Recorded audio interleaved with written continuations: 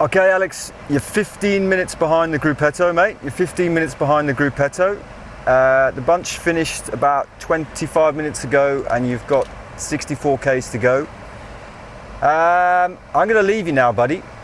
Good luck with the rest of the stage. Call me if you need anything. Hello, GCNTech. Can I take your order, please? In the world of pro cycling, team managers, or director sportifs as they're more traditionally known, will communicate with their riders during a race using a radio. But what on earth do those radios actually look like? How much do they cost? How far does the signal go? And what on earth is it that the team managers are saying to the riders? All questions that I'm going to find the answer out in this very video by speaking to EF Education-EasyPost team manager, Tom Southam.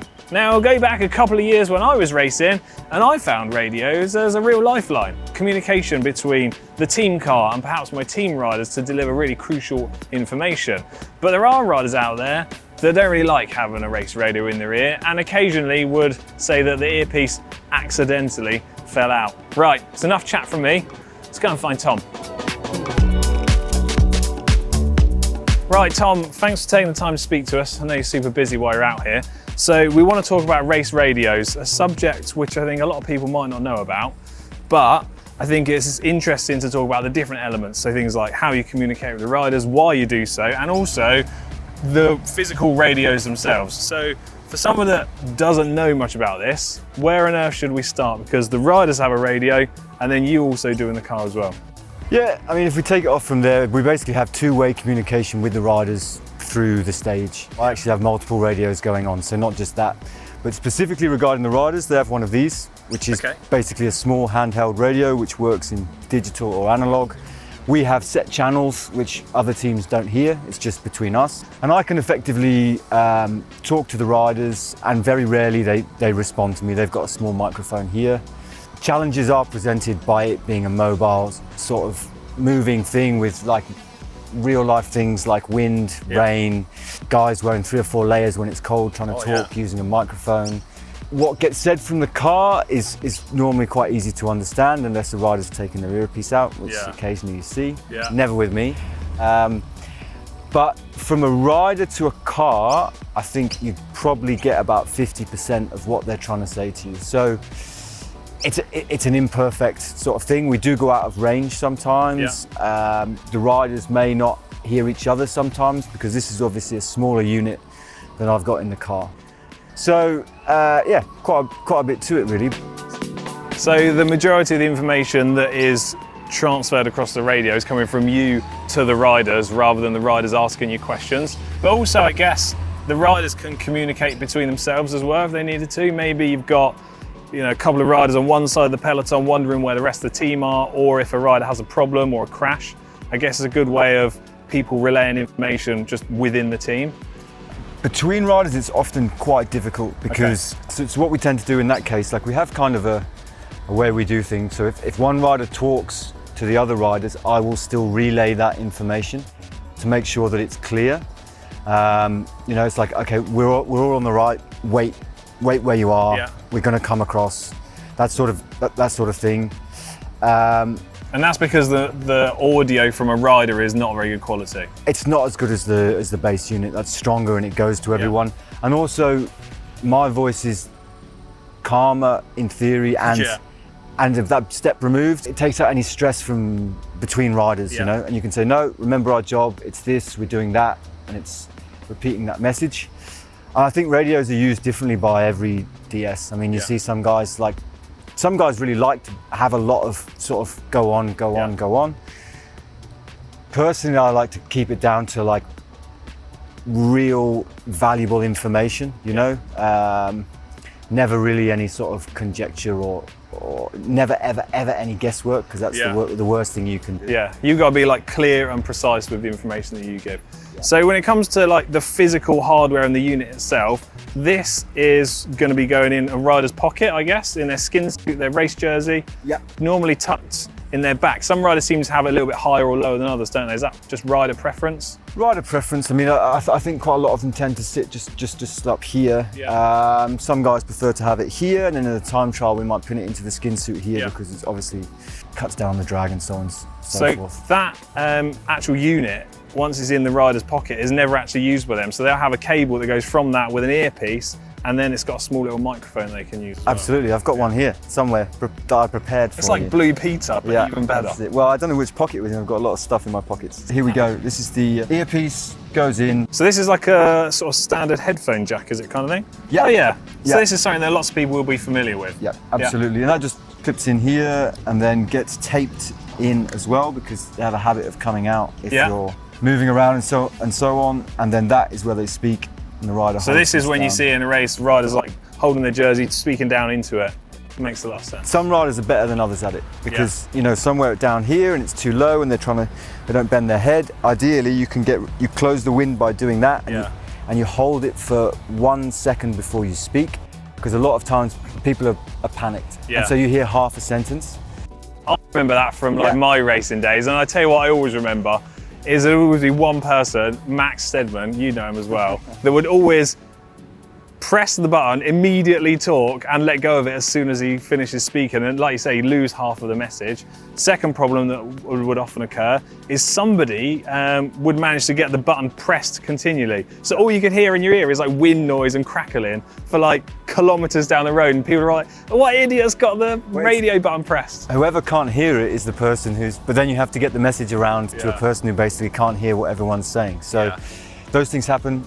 Same with us. Some people are really good with the radio. Owain Dool, for example, comes through absolutely crystal clear. Could be BBC Wales, you know. It's like he's fantastic. Other guys, again, you don't want to pick at them too much because they're going through a lot of effort and in difficult situations, so it's understandable. It gets very difficult when you're in the car and you say for the third time, "I'm really sorry, can you repeat that?" Because you know everyone's...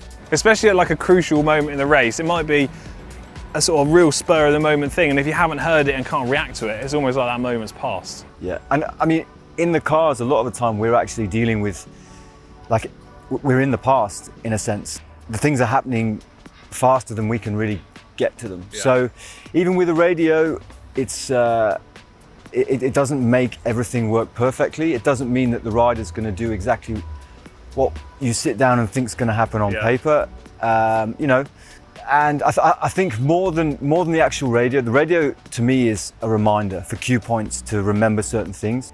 The plan you do in the morning or the night before, that's what is a real thing. But the radio is just reminders, time gaps, and you know, some guys will have certain sort of like trigger words you can say to try and help them perform in a certain way. So when it comes to these radios, you've obviously got a large number of these, one for every rider. Do you tend to have enough radios for one sort of race, or do you have one radio per rider for the entire team? Because you've got a lot of riders on the team compared to an individual race where there might be like, 8 riders, for example. So we come here with I think we've got 4 or 5 different sets. So go off to different races. Exactly, because we're racing here, but at the same time we're going to be racing in Mallorca. And then there will be other sets. So we come here with, I think, 10. So a couple back up. So I take one spare one of these in the car in case a rider has a problem in the stage, so we can give it to him. Mechanic also has one, because often a mechanic will jump out the car, he'll run down to a crash, and that can be 500 meters in front. You also want to be able to say to him, no one's down, come back to the car, we need to go. So they're also mic'd up. And then we also have, not here because we've got one car, a car-to-car radio, which is on a different channel. So we're communicating between sports directors. That's interesting. So having such a large number of these, a couple of questions. Do you have any idea how much one of these radios costs? I don't have a clue. Well, there you go. Well, you're not the person paying for it. No. I'm going to guess that they're not cheap. I know we've broken a few. Not very popular if you break it. No. Okay. No, how long does the battery last roughly? So we recharge them as a habit every night. Okay. But you'll get through, if you forgot to recharge them, which of course I've never done, but if I happen to have done that in the Tour Down Under in say 2017, maybe I found out that they would go for at least 2 stages. Okay, that's quite good. And then the skin of my teeth. In terms of the range, Does it matter whether, say, a rider's in the breakaway, quite a bit ahead of where you might be in a team car? Can you still communicate with them, or do you have a rough idea of when that signal starts to drop out? So, I mean, it's rough. It depends on the terrain. If it's a straight line, it can be like 4 or 5 minutes you can get across to. Okay. With nothing in the way, but then as soon as you're in the hills, it's quite different. Generally, what we tend to do is we'll have a car behind the breakaway, whichever DS is there won't use the base unit. Yeah. Because you don't want to bother the people in the bunch with what you're saying to the rider in the break. It can also be quite difficult, for example, on a mountain stage where you've got one guy going for the stage winning the breakaway, and one guy doing the GC race behind. Oh, wow. Because let's say Rigo's battling on the way, on the wheels of the favourites at the same time that I think it happened with Danny Martinez when he was racing for a stage win a few years ago. You're on the same mountain, even 3 minutes you're on the same climb, and you're trying to get that information. So, I mean, at the end of the day, you need to do what's right to get everything done, and you do. But, I mean, I know I joked about it before, but you do see riders with their earpieces out, often out the back of the race. I mean, that's a totally natural thing. You don't want to hear about the race. If you're having a bad day, the last thing you want to hear is, what on earth's going on there? You want to get to the finish, call it a day. Yeah. So that's covered off a lot of information about the rider radio, but you've got a totally different setup in the car. Now here at the Tour Down Under, this isn't your normal EF Education-EasyPost mega base. No. This is a vehicle supplied by the team. So have you had to retrofit your normal system into this? Yeah, so we travel with like a travelling radio unit that speaks to these radios. And then the race installs the Radio Tour radio. So I've got a base unit in there. Okay, we'll go have a look at that in a second. One final question before we dive into the car, because it's going to be absolutely boiling in there. I've always wondered this, even when I was racing, but how on earth is it that the radios that you guys have don't end up communicating with all of the other teams? Like, you've got lots of teams in the World Tour, 18 teams. How come at the start of every year, everyone doesn't go, oh, hold on, we're all on the same radio frequency? As I understand it, because I mean, a lot of the radios come from the same place, like each team has a set, I guess, frequency. We also have licenses for different countries, and so we have to change, depending on what country we're in, which channel we're on. So I don't know that much about it, but I know that there's no overlap whatsoever with teams. So. And like you mentioned, if lots of teams are using the same radios, do you think all teams have the same physical device, or are there some teams with a different unit? I think potentially, I think there are teams with a different unit. You can also use these radios in a different way. Like you can use it digital or analog. Yeah, I'm fairly sure there are teams with different radios. I just don't know Don't know the inside information for other teams, do you? No. Okay, let's dive into the car and see what's going on there. Come on, have a look. Okay, so inside here we've got a lot of the equipment that you're talking about. Now, you're saying this isn't how you normally have it set up, so we've moved it so we can see it. Yeah, I mean, we're going to set it up before the race, and we'll have it basically strapped down. At the minute, it's still loose. This is good for being able to see it, though. Yeah, I mean, this is our head unit where I speak to the riders via this. I don't think the radio is on. No, it's not. But that goes through there, and then this we fix in our own team cars. We have these built into the car with speakers set up. So you have one speaker for Radio Tour, one speaker between cars, and one speaker for the riders. There's a lot going on, isn't there? A lot. So this radio here, this is Radio Tour, and that's where all the information comes to the team car with time gaps. The other stuff we have going is, we don't have it here, but in team cars in Europe, people have TVs built into the car here. So you're watching the live, well, not specifically watching the live racing, but you've got that information to hand should you need it. When the TV's on, in theory, you should have, you have one sports director driving, and then the other one is watching the TV and doing the talking in the race. So you got live TV going in the car, GCN Plus, I hope? Of course, because quite often in the mountains, the TV channels won't work, and we do actually just use iPads with GCN, which is great. At the moment, I've got my iPad set up with Velo Viewer here, which I think is pretty standard for most teams. Yeah, I think most teams are using that. It's a really good bit of software, isn't it? Fantastic. I mean, you also have to do your homework, because if that goes off, you don't want to be totally blind. If it all fails, you're going to be down to like an old school paper book. You know, you'd be amazed how many times you do have to pick up the race book. That's the same with often like bits of technology. It's fantastic when it works, but when you lose that, it's like, oh, where do I go now?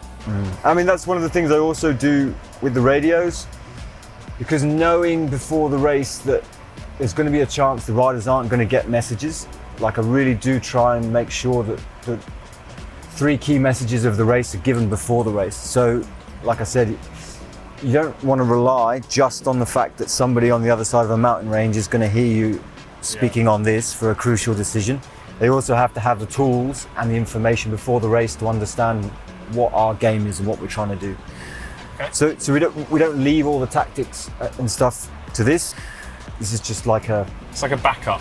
reminder. Yeah. Should be. That's how I see it. Yeah, okay, that's like some really good information. I found that super interesting. I hope it's been really helpful for everyone at home. Should we get out of this warm car and find some shade again? Absolutely. Thanks. Do it.